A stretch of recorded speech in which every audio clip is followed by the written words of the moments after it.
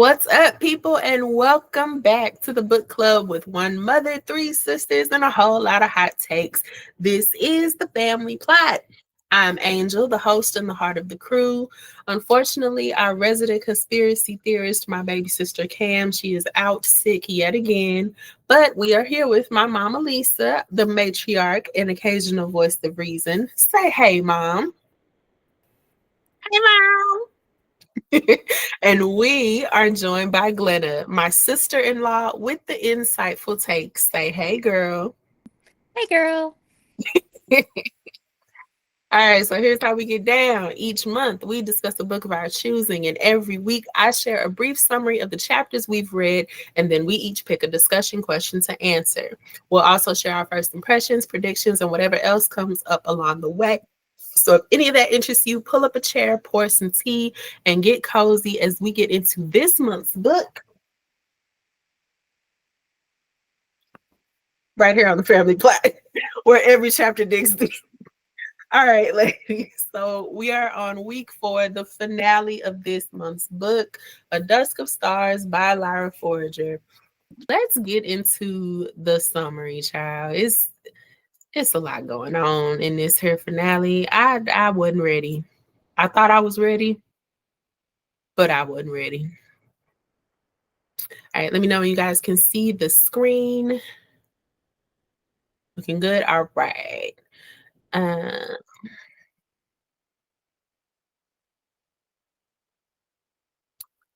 okay, let's get into it. So, at the mixer, Anna distances herself from Bane, asserting independence and refusing to rely on him. Their dynamic shifts as she pushes back against his dominance. Anna and Bane exchange pieces of their past, his involvement in a criminal magical group, and her history of homelessness and secrecy about her family. News breaks of an entire city dying. Anna experiences a magical trance, quote unquote, the knock, and fears her severed bond with her wolf might be strengthening Baldur. Sarah reveals Bane was hired specifically to force Anna to shift, deepening Anna's sense of manipulation and betrayal. Using a dangerous moonstone, Anna reconnects with her wolf spirit, who confronts her emotional avoidance. Anna chooses to stop training with Bane. Anna formally ends Bane's role in her training. Their argument reveals mutual hurt, unresolved feelings, and pride on both sides. Anna discovers palm markings tied to the ritual while Lorcan investigates stolen magical supplies, hinting that someone is planning dangerous magic involving her. Bane reveals Anna is his fated mate and that he loves her. Fearing for her safety, he plans to take her away from the academy. Anna learns Lorcan blackmailed Bane into coming to Grimm.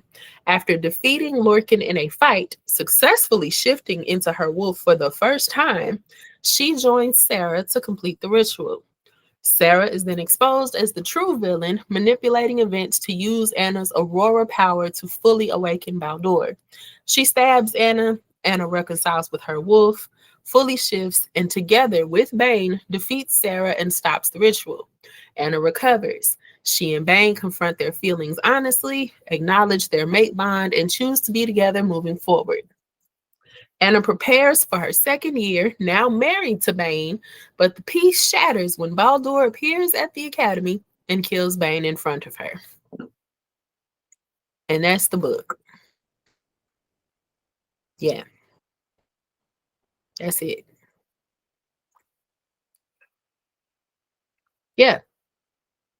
First impressions. Glenna, go for it. Okay. So I had a feeling, as we discussed earlier, that it was either Lorcan or Sarah. My leanings were towards Sarah because there was just something not right there. So slight vindication at being right. You always got to love that when you get to the end of a book and you're like, yes, I figured it out. Little seriously disappointed in the resolution of their relationship. There were a lot more conversations that need to happen before you got to that point. So I liked how the kind of everything with the ritual and all of that came to fruition. I really enjoyed how she put all that together and, the lead up towards it. And I thought it was all very well put together. The emotional aspects of the last quarter of this book were handled like shit. Sorry, pardon language. And it's Thought not it was simply just me that felt like that. I'm sorry. it was like she did an amazing job on this aspect of the book and dropped the ball with the other. And it really soured how I felt about the book. Because I was really loving this. It's a part of a series. I was thinking, okay, we might have another series that we kind of throw into the mix. I honestly don't think so after finishing it. I I don't even think I would even contemplate if having nothing else to read if I would pick up the sequel to this. And I hate to say that because up until this point it has been a really amazingly put together and written book. But this last what was it, 12 chapters, something like that, just like killed it for me. And I hate that. And that's my first impressions. Yeah. Thank you, Glenna. Mother, your first impressions, please. I couldn't agree. If I don't agree with Glenna on nothing else in this goddamn world, it's gonna be this. This, oh my God, was so well put together in the beginning. And I admit there were quite a few things I felt like she needed to be addressed to give us some background. And we kept saying that, okay, we'll find out a little more later. Okay, we'll find out a little more later. And we were kind of anticipating that. That didn't happen. So that was my first disappointment. But then to get to this massive scene, and we know it was coming to it, in terms of Baldur and what was going to happen. I told y'all something was up with Sarah because that woman kept getting sick and looking more pale. And like you said, Glenna called it. But I said something was going on with her. It ain't, yeah, I'm just a nice whatever. But anyway, I think the resolution of that and how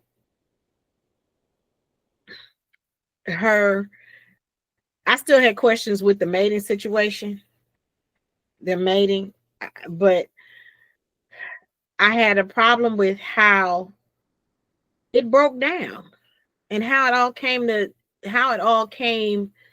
to the end. And I thought, like, chapter 37, I was like, can y'all just move on? I was tired. It's like I'm reading what did we call it once before? Somebody was just page filling. And it was unnecessary.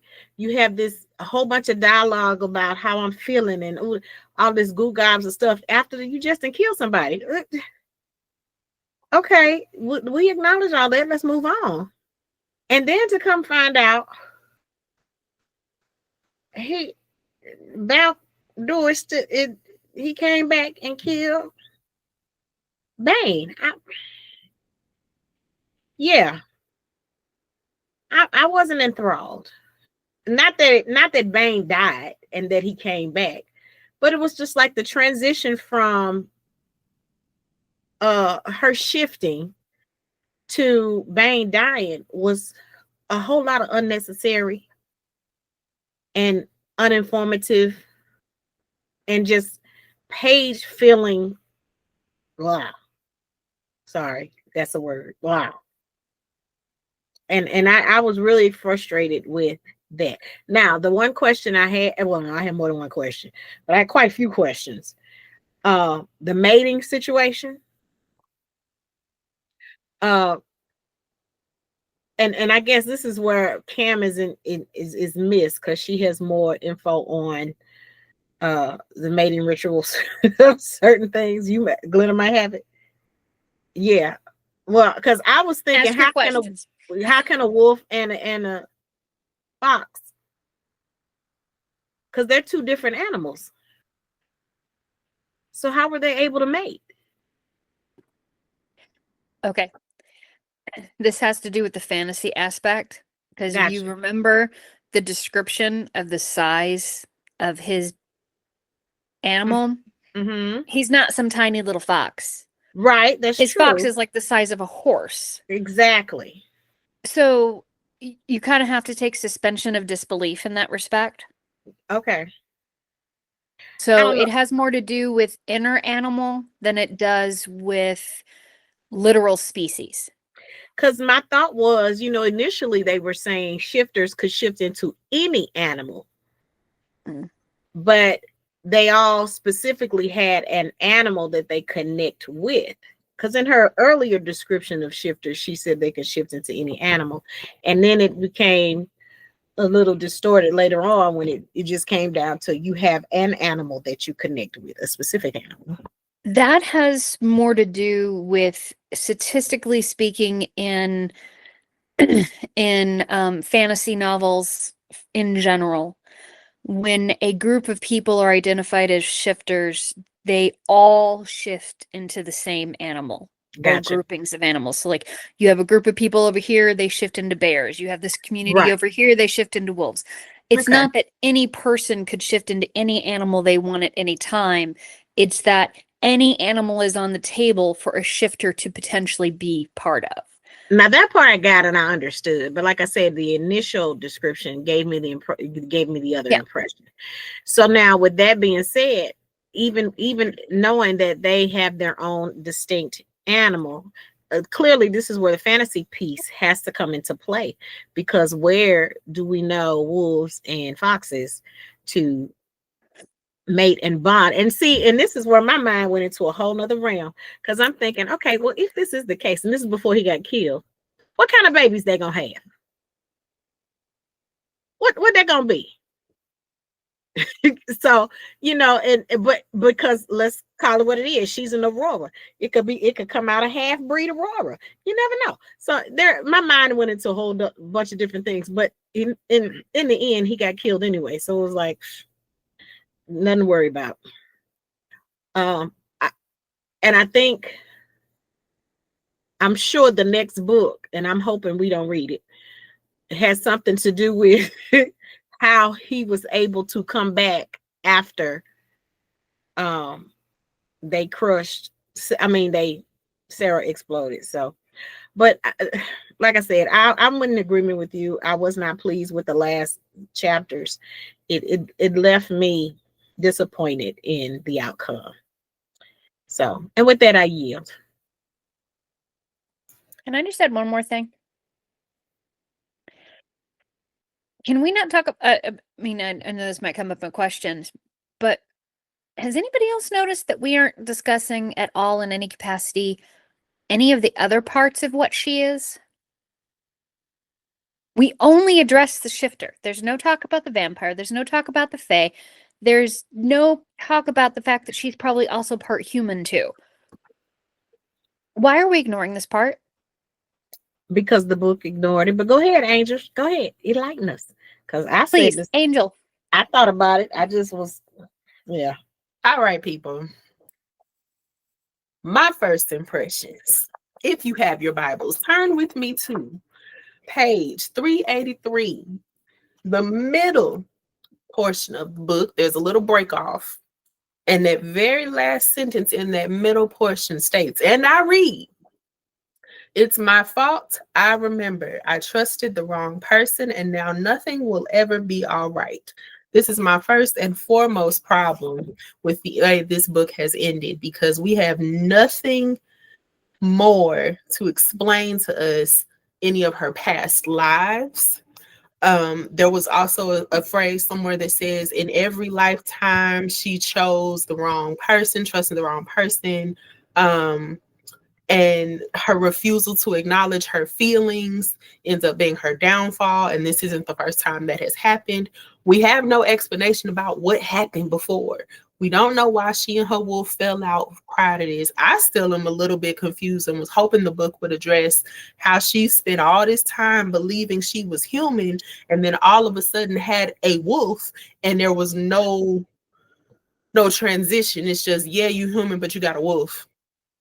Huh? You got an inner animal? Oh, okay. Every human has that? No. She did share briefly with Bane some of her past. But I feel like that still did not address for us, the reader, why she changed her name. What happened that felt she needed to change her name. I too was very disappointed in the way that their love story ended, because I wasn't anticipating it being a love story. But I also was trying to keep an open mind, because when you talk about fantasy worlds where there's shifting involved or some sort of bond necessary, I'm always at a loss, because I don't understand how y'all could be fucking all this time and ain't not bonded. In my mind, I feel like every time y'all do the do, you're mute, mom, mute. Mute yourself. No, I promise I'm confused. And I know that because it's a fantasy world, it's a lot deeper than, oh, you have sex, now you're bonded with that person. However, there's so much in-depth description about how intoxicated they are with each other prior to even doing the do, that I'm just like, surely y'all doing the do seals the deal, right? No, there's more. Okay, fine. Well, then just get to doing that. If you're going to do this, if you're going to swap fluids with somebody, what's one ritual? I mean, what's the hesitation? But again, this is a fantasy world. I'm trying to keep an open mind. I struggle with the idea that the bond is not the act of sex itself, but whatever. I got tired of Anna passing out. Every few minutes she passing out about because something happened and she didn't heard a knock, and there was also no explanation as to what those visions during her pass out was supposed to mean or foreshadow or be. We got one pass out where she saw her parents through a crowd. We got one where she hears the sinister laughter. There's a ritual and she got blood on her hands. There's no explanation of what any of these pass out sessions meant towards the end of the book. So I was very disappointed with that. We still don't really have any explanation as to Lorcan's animosity towards her, other than he's just a dick. I mean, we could roll with that. But I felt like towards the end of the book, especially after that big bad battle that they had, that there would be some revealing moment of why he hated her so much. In the end, they seem to be on cordial terms, but there's still an animosity there, and it's not explained. Let's see what else I had on here. I think we all knew it was Sarah. I think it was going to be Sarah or Lorcan, either one. And I did enjoy how the writer tied in why Sarah was the villain, what her motivations were. That's probably the only thing I did enjoy her explaining fully, because of Sarah's past and her weakness and her frailty and all that jazz. It also made sense that it would be such a big blow to Anna, because Anna did, towards the end, pull away from Bane and start to confide more in Sarah. So it felt like a bigger betrayal. I actually don't mind that. You moving chess pieces as an author. I get it. But yeah, I also thought it was very, let me just wrap this book on up of her to be like, oh, by the way, Raven and Lyra are a couple now. What? That made no sense to me. This man 127 years old, and this girl, awkward as a box of rocks, and all of a sudden we just supposed to believe because y'all been hanging together all this time, now all of a sudden Alaric in love with her? How? When he's so like that, it just did not give, oh, I'm a sarcastic son of a bitch because I love her. I just thought it was, y'all both are outcasts and therefore enjoy each other's presence. I don't know. But also Raven's hesitance towards love was a nice, endearing moment for her and Anna to bond, which I thought was cool in and of itself. I just didn't expect it to take the turn of, oh, by the way, y'all in a relationship now. I thought it was very rushed and just didn't make sense for the plot. But yeah, my first impressions are very similar to y'all's, in that I feel like the last few chapters felt very loose. in the way of how things have been wrapped up or lack thereof. There seemed to be a lot of, well, let me just tie this end up just to say I tied it up, just to say we have a semi-happy ending in these areas, and then these other areas we just gonna leave unraveled in case I do write another for the series. And with that, I yield. Y'all ready to get into these? Oh, sorry, I see a hand raised. Go for it, mother. Okay, like I said, there was multiple things I had question with. The one thing nobody addressed, like we said, outside of her other entities of her being coming into play, was the issue with her father, because that had to deal with, we know she changed her name to keep away or so people wouldn't find her, but there was some issue she had with her father, and they mentioned it but didn't discuss it, because that would make sense, so because that would have given us a little insight into why she left home and changed her name, and that didn't. Then the other thing was the bond situation. You was talking about everybody slopping bodily fluids and all that. How ironic is it? The only thing y'all needed to bond was for y'all both to be in your wolf and y'all touch paws. That pissed me off. Because you just need to touch paws. Y'all done slop all this fluid. And you just need to touch paws. Because that's when the bond hit in the book. Was when he was in his shifted form. She was in hers, and their paws touched. Really? That just, I think that's where that's where it went down for me. Very anticlimactic, I agree. but then as far as Alaric and Raven was concerned, I wasn't shocked at what happened with them, because Alaric was always really protective of her. And then he got upset when she got asked to the dance by somebody else. And that's when Anna called it out. Oh, you love her, And she told Raven, and she was like, "Well, huh? What you talking about?" Because Raven is, she clueless. But he's been so protective of her, and it's kind of like what his highly protectiveness may have turned into love. It's possible. No, I'm glad you mentioned that. I think my bigger issue with Raven and Alaric being a couple was not them actually being a couple, but more so Anna's approach to them being a couple, because she's so encouraging of Raven to be open to love and be open to her emotions. And the whole book, you've been doing everything but that. You ain't been able to shift because you out here stuffing down your emotions and refusing to acknowledge your feelings. But that her and Bane both. And that's why I was like, come on now. Somebody, so I think that's what pissed me off about their relationship, because it was just another manifestation of Anna not doing as she's saying to do. Yeah. Yeah, do as I say, not as I do. But okay, let's get into it. I don't like that. Anywho, sorry. Glenna, did you have anything you wanted to add before we move into questions? The only thing I had is I feel like it's like she went, oh crap, I'm 35 chapters into this. I got to wrap it all up. Mm-hmm.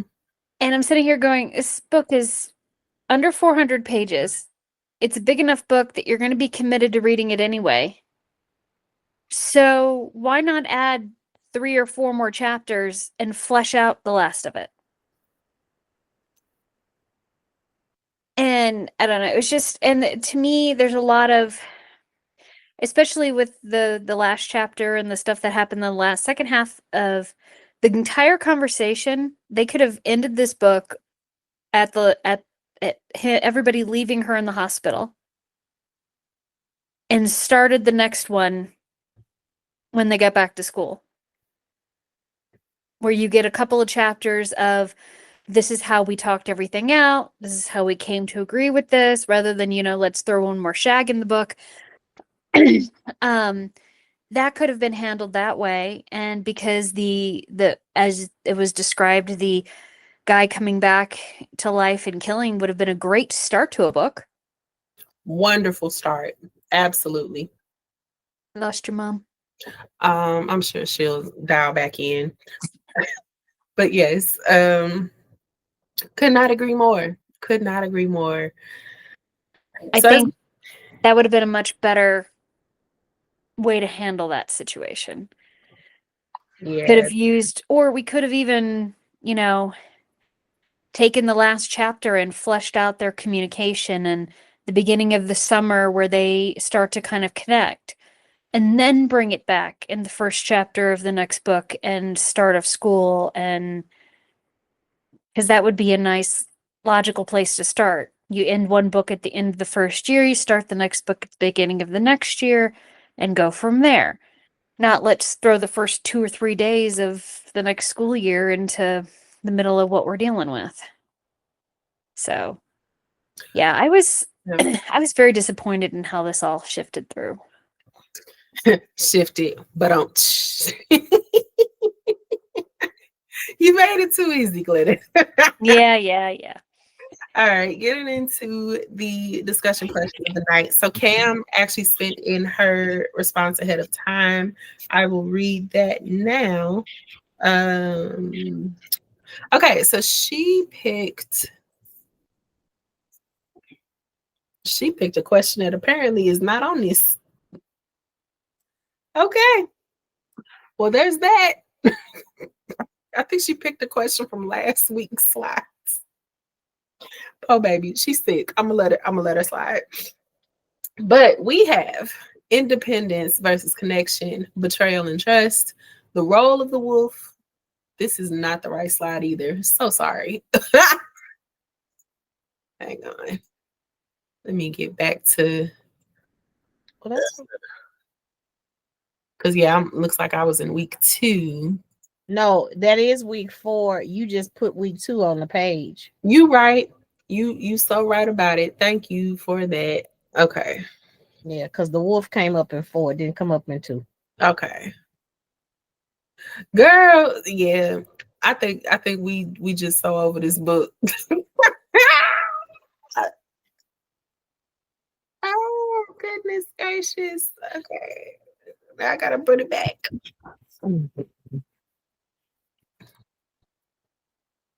Okay. Oh, is we back?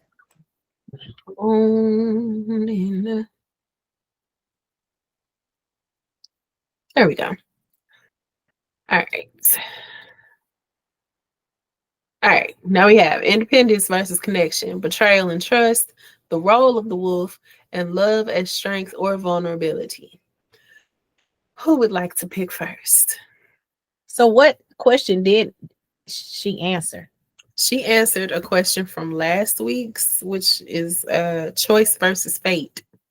Gotcha. Okay. Bless her heart. Bless her.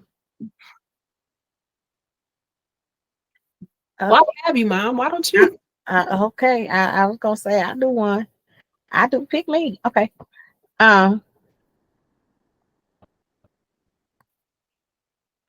Love as strength versus or vulnerability. All right. Anna and Bane finally choose each other just before tragedy strikes. Does the story frame love as a source of power, a weakness, or both? This particular story, the source of power, I don't see, and all the love dynamics that go on in this particular book, like the dynamic between Bane and Anna, Alaric and Raven. Yeah, I don't see it as a source of power, only because the power that's over in the Anna and Bane situation, neither one of them have expressed any type of love for one another. In terms of weakness, yeah, very much so. Because they love the other person but don't want to tell them. Yeah, they Anna gives in a lot. But I think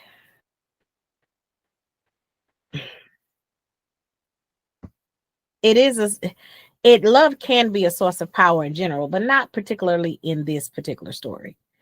To me, I didn't see where because there are a lot of power plays going on in here, tons of them, between uh, uh, authority figures within a school, uh, teacher versus student. I mean, even student versus student, those who have magical powers, who know how to wield them better than some of the others. That was even something that was expressed in this book.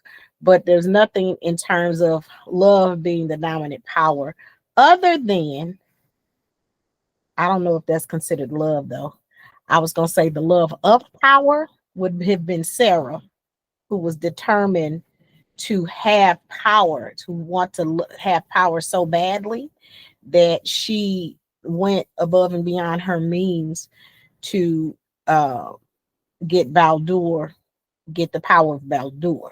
Now, that may have been an issue for her, but I don't think that's as much a love dynamic as it is just a power play. But in terms of weaknesses, yes, we know in general, love make you do stupid stuff. That's human. That's human, fae, vampire, shifter, all us. We do stupid stuff when it comes to love, and it can be a weakness. And love can also be a strength in some terms, but not to me that was generated in this particular story.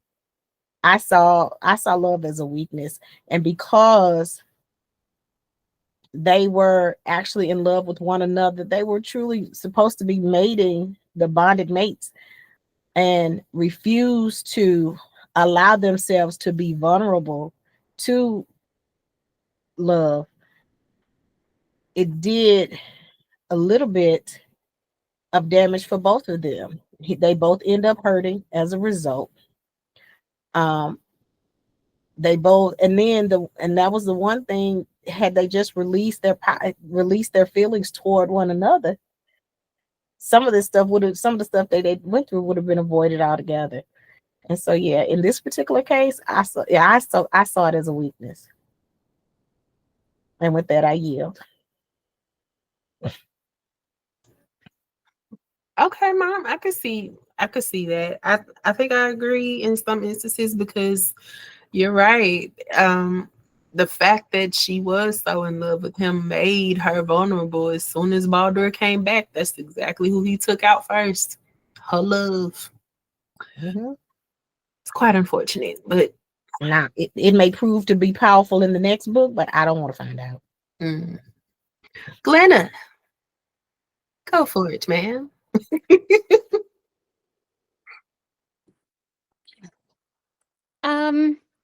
Betrayal and trust. Sarah's betrayal comes from someone Anna relied on deeply. Excuse me. What does this twist say about Anna's growth in discernment and her tendency to trust authority figures over her own instincts?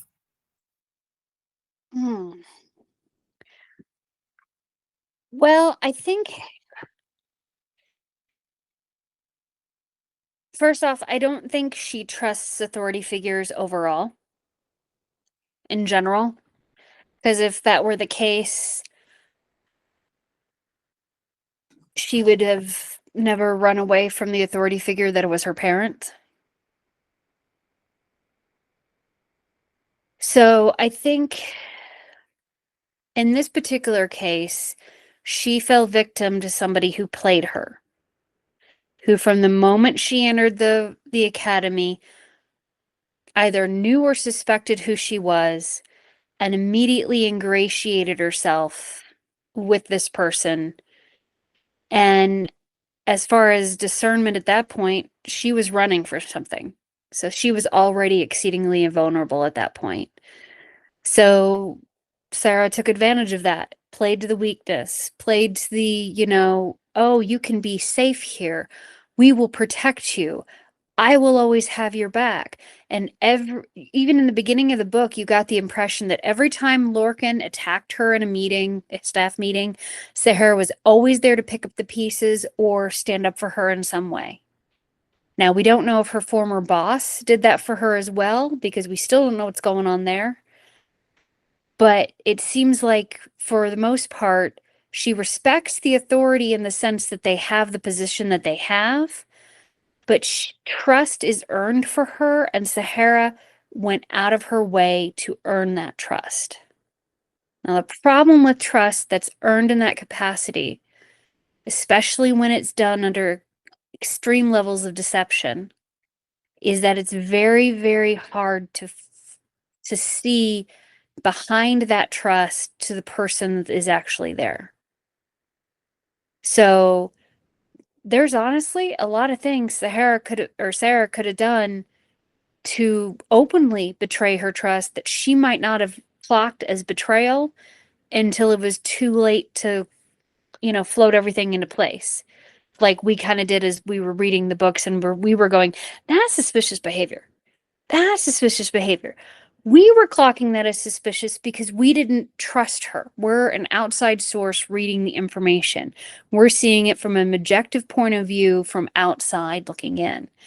Where if you're there living in that trusting relationship, you're more likely to let those kind of behaviors kind of skip off the surface, like a stone skipping across a lake. It doesn't technically connect, and it's not actually there. So I don't necessarily think it is a reflection of her discernment or an overall automatic trust. I think it speaks more to the level of commitment that Sarah had to gain her trust and maintain it so that she could use and manipulate her. Because that was what she did from the moment she became colleague to friend to confidant to teacher to mentor. She took that and just ran with it. And the problem is that every step of the way, she kept giving Anna reasons to trust her. Even when there was a slip in, well, maybe I should second guess that. Oh, here is an entire basket of reasons why you should trust me. So I don't think Sarah's betrayal truly reflects upon Anna in only the minimalist of ways, because it's hard when that automatic trust is built over time for you to clock the betrayal. So I also, if she had a tendency to trust authority figures, I don't think she would have given Bane half the trouble she was giving him, because he would have automatically been an authority figure. And that relationship was contentious from the moment she sat down at dinner.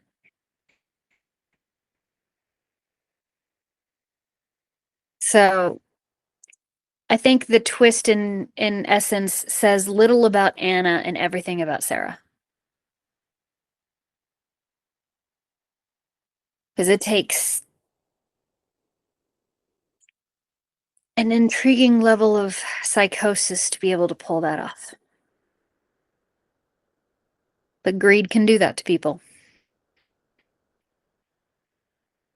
And the coveting of power is in itself greed.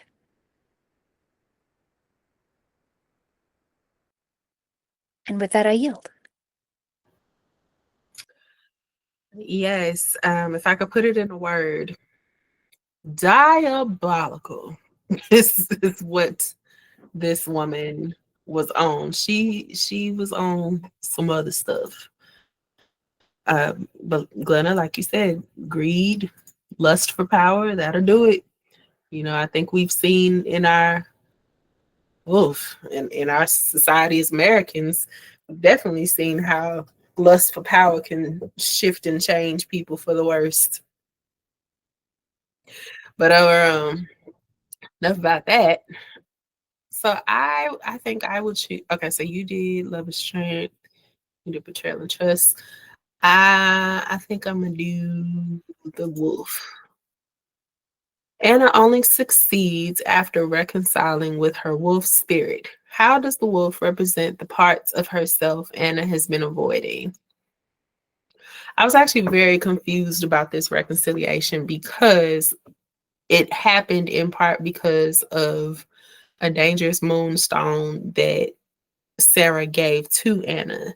And then later on, I guess because they were in the heat of battle, the wolf was just like, all right, put me in the game, coach. Like, it just, I ain't even mad at you no more. Just let me at him. Let me at him. Let me at him. And so I guess with that in mind, I think the wolf represents all of the suppressed emotions that she tries to hide, and all the vulnerability she's been trying to avoid, all the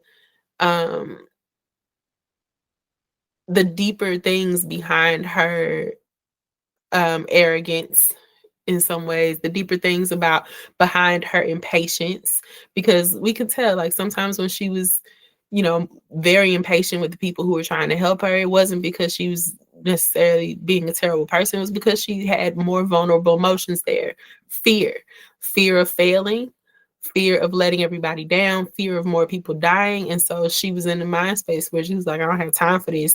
What's this? I'm cutting people off in the middle of their answers and their conversations because I'm scared. And more so, I think she was scared of herself, really. And I think the wolf represents that deeper part of yourself, that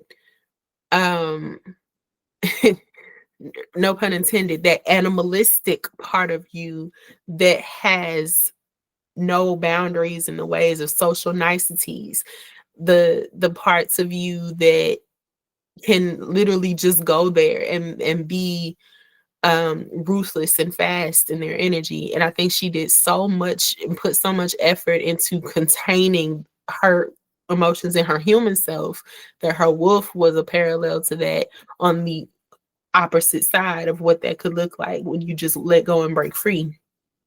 I want to break free.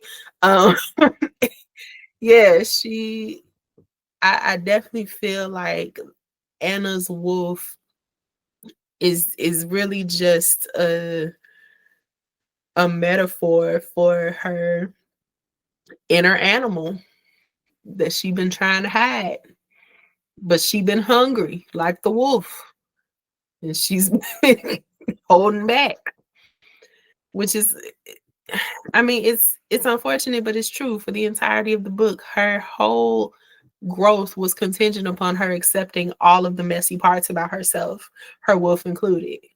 And every time she refused to do that, every time she avoided doing that, she caused herself more problems. So, and with that, I yield. So, ladies, since Cam is not here, we have one question left, that is independence versus connection. And we can all go ahead and answer this together. It says, and I read, Anna spends much of these chapters pushing Bane away to find her own strength. Did distancing herself ultimately make her stronger, or did it delay necessary trust and partnership? I have thoughts. Y'all go ahead. I don't think the distancing yourself made her stronger or weaker.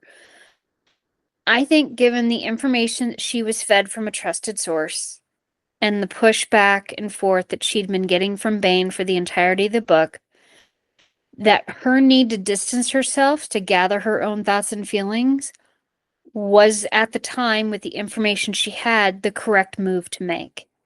Now, did it ultimately delay necessary trust and partnership? Yes and no. Yes, in the sense that they're bonded faster when they were. But the thing is that I don't necessarily think that they've truly, at least, I mean, we don't know exactly what happened from the yes, let's be together to it's the next year and they've gotten married. We don't know what that year of communication or summer of communication was, but I don't think it necessarily had a true impact on that, because even when things are going great, having a moment to yourself to collect yourself to see if what you're feeling is what you're actually feeling is a legitimate building block in understanding your own feelings. And she kept getting overwhelmed and overwhelmed and overwhelmed in every interaction they were having, where she wasn't able, she wasn't making any strides with connecting with her animal, because every time she would get into a place where she could think about it, he'd be right there, causing her to focus on him instead of what she needed to focus on. So he was a distraction in that regard. And if he'd been upfront about some of the stuff, maybe they could have had actual meaningful conversations rather than the bullshit we were reading. Sorry. One of my pet peeves in authors is that if the entire conflict of a situation can be solved by a 5-minute conversation, it irritates me to no end. And their whole bond thing and his attraction to her and that bullshit about, I thought it was unrequited and it was just me and I didn't think it was, maybe put yourself on a ledge and say that, because you're never going to know till you say it. Could not agree more. I don't think I was ready to throw my Kindle against the wall as much as when I read that statement. Because, sir, what do you mean you're afraid of it being unrequited? Not Big Bad Bang, not Big Bad CEO of all these multi-million-dollar corporations, not the arrogant asshole who's just sitting here at school, just randomly teaching the kids and being on a business call the next. Surely not Big Bad Bang. Oh, but you ain't so shy and so fragile with your heart that you withholding your pain in the forest. You got no problem being vulnerable there. Let me hush. Mom, respond, please. She's got to stop laughing first.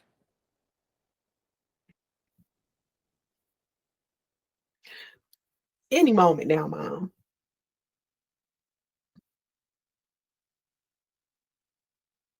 Okay, it's the bullshit that we've been reading comments from me. I'm sorry. I'm still trying to recover from Glitta's statement, because that. I'm just saying, because she's right. It's a bunch of bull. Every few seconds, y'all fucking again. But you worried about unrequited love. Now see that by the time I got to that chapter, I said, if this ain't another version of 50 Shades of Grey, I don't know what is. Because y'all in the gymnasium, in the forest. It's every time I look around, y'all. There's no safe holy place. Anyway, it's the bullshit. I'm sorry, it's the bullshit. No, but you ain't had no problem opening your mouth to say whose is it. Right. That's what I'm saying. That's what I'm saying. So with all of that going on, but y'all can't express y'all true feelings, but y'all screwing all over everything, everywhere, in any kind of capacity. To the window, to the wall. Look at all in the drawers. All and the foxes crawl. Just not helping. I was saying, wait, we'll go to this question. Okay, we're go to question. Okay, the distancing herself.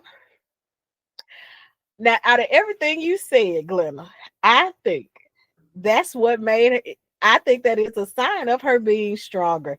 She was able to distance herself because she recognized. Remember, I said the only way she's going to get to where she's trying to get magically is if she separates herself from him. And it just so happens that the author let her be smart enough to do that so that she could focus, because she was stigmatized. She couldn't help it. she was clearly digmatized. She couldn't go two steps without thinking about that man and what he did to her, his smell, his touch, and all that. And then all he had to do is call her name, and she like, oh, she just melts. So yeah, the fact that she was able to separate herself, and she knew she had to do. She was like, she recognized she couldn't get past him. So to me, that was a sign of strength there. That she's like, okay, you know what? I gotta get myself away from you, because I gotta focus. And as far as it delaying the necessary trust, well, again, that goes back to why we reading this shit. Because had they just been upfront about the stuff in the beginning, this book would have went. I believe it could have gone a different way and been a lot more enjoyable toward the end. Like you said, at least with, yeah, I feel like they should have ended at the hospital, because after that, it just went really, really downhill really, really fast. So, but yeah, in terms of her gaining her independence and separating herself from Bane, I think that was the one true portion of this book where I enjoyed her, because I recognize, okay, she recognized, it's a self-reflection kind of moment. Sometimes we recognize something about ourselves. Some people don't do nothing about it. They recognize it, but they ain't doing nothing. But she actually, in this moment, she was like, you know what? In order for me to get what I need accomplished, I need to not be around him. And I just got to keep my distance. And she managed to do that. I mean, even to the point she told him, look, I will kill you if you come around me again. Because she wanted him to understand I needed to be away from you to do what I'm trying to get done. And to me, that was a strength. That was a source of her showing power, showing that she was getting stronger, because she was able to keep her distance. And she tried to make him understand that you gonna stay away from me, because I'm gonna kill you if you don't. So I think that was a sign of her getting stronger. But yeah, it did delay necessary. Uh, it delayed a lot of stuff. But again, that goes back to them having that 5-minute conversation that we know should have happened about 20 chapters ago. And with that, I yield. Thank you, Mother. Thank you, Lena. I'm just over both of them. I'm over both of them. I'm because in answer to this question, it's a little bit of column A, column B. She did find her inner strength to detach emotionally long enough to be focused, but not long enough to actually do what needed to be done as far as getting the task completed. Like, you don't have to go to every job and be best friends with everybody you work with, but you do have a job to do. In this case, she was very all or nothing in her approach, in that if I'm not fawning over Bane or fantasizing about him, I can't partner with him and work with him towards the goal. Because she had that unwillingness or inability to separate her emotions, it caused her more problems than good. It caused her the delays. It caused her to put her trust in the wrong person. And I feel like if she were able to, package those romantic feelings, at least for a good 2 weeks, perhaps, maybe, possibly, she could have gotten a little closer to shifting, gotten a little closer to figuring out the markings on her tattoos, gotten a little closer to deciphering some rituals, and with his help, could have done it a lot sooner. I'm kind of disappointed at the fact that, along with what we shared thus far, that, like we said, history was not given, background was not given more detailed for her particular character, because outside of the passing out every time something happened, she had all, like you said, she had all these past lives that, and why is it she couldn't remember none of them? She could remember. And I think that's what bothers me, because um you could remember leaving home and changing your name because you're trying to get away from daddy, or whatever else would happen in your household as a human, but you couldn't remember nothing else, and you had all these visions, and nothing connected for you.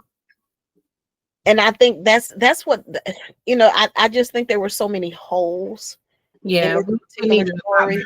information from the author. Yeah, there were so many holes in that left for too many questions to come up. So, and I think that was the real true disappointing part, because all the while I was saying, well, why is this and why is this, and okay, maybe we read a little more and find out, and we get further away with more and more questions. So there were a lot of holes in this. Uh, Even as a fantasy magical world, there were still things that were not connecting for me, and not just her ability not to, focus without Vane, but there were so many other pieces to that just was really unfortunate that we did not have more of this fantasy world that didn't have so many unanswered questions, I would say. Yeah, I found a lot of holes in here. Go, Angel. So also, I'm not letting Anna off the hook for my answer to this question either, because I also have a quarrel with Bane having fully realized she was his mate and having said absolutely nothing about it. This is not Kingdom of the Wicked, Kingdom of the Fear, Kingdom of the Cursed, where you are under some magical influence and being prevented from sharing that information. Mm-hmm. So I had an issue with, granted, her walls being up emotionally really have nothing to do with the fact that there's this impending doom of an ancient vampire about to wipe everybody out. As much as she has been pushing towards learning to shift and to do it quickly, if the goal was for us to partner and do whatever needs to be done to defeat this man, we can do that together if we got all the same information. And being that he was already more experienced, having lived most of his life not assuming he was human, and also having the information that he was her mate, he was definitely delaying trust and partnership as well. So that's Well, what so was Lorcan, because why was you keeping the information? Number one, why did you lie? Just put the stuff out there. But then, see, Lorcan, that's a whole nother delay in itself, because you kept keeping information from her. You kept information from Bane, and then he had to choke your ass out of it to get it. And this is right at the dusk of Valcor waking up. So it's like, but you brought him here with the intent of getting her to do whatever it is she needed to do. So why not just be upfront about that stuff? which is why I say I'm over both of them. I'm over. So yeah. Like I said, there's a lot of stuff in there, I yield on this question, ladies. and So because yeah. Moving on. moving on, finally, any final questions, conclusions, um, excitement for the next book before we close on out here? I'm excited for the next book. I did some pre-reading, and it is revolving around this, of course, this historical HBCU. So if you all do not have it, I suggest you get it. And go on, hold it up. Go on, hold it up. There we go. Bones at the Crossroads. This is a sequel to Blood at the Root, dealing with his like we said, a magical HBCU. And in this section of the book, they are it's Don't revolved tell around. people nothing yet, mother. We got to read. Well, I was just saying it was revolving around the historical homecoming that happens in October ish months, whatever. So I'm looking to see what happens, because I think that's a fun time for everybody going to college, is homecoming. So I'm interested to see what's going to happen in this magical HBCU during homecoming. So As am I, mother. As am I. Well, ladies, that's all I got. Ain't got no more. Yeah, I'm done with this.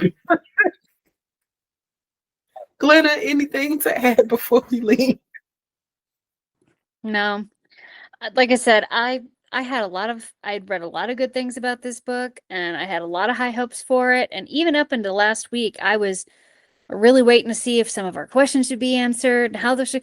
I was seriously disappointed in the end of this book, and I don't think it's gonna get.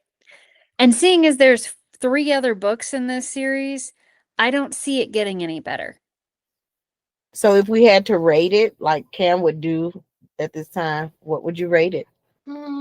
It'd be a 5 for me. Out of 10, Mhm. Yeah. yeah, 5 easily. Okay, well, I think we all in agreement on that one. And only because I think we were all just so excited to get into it.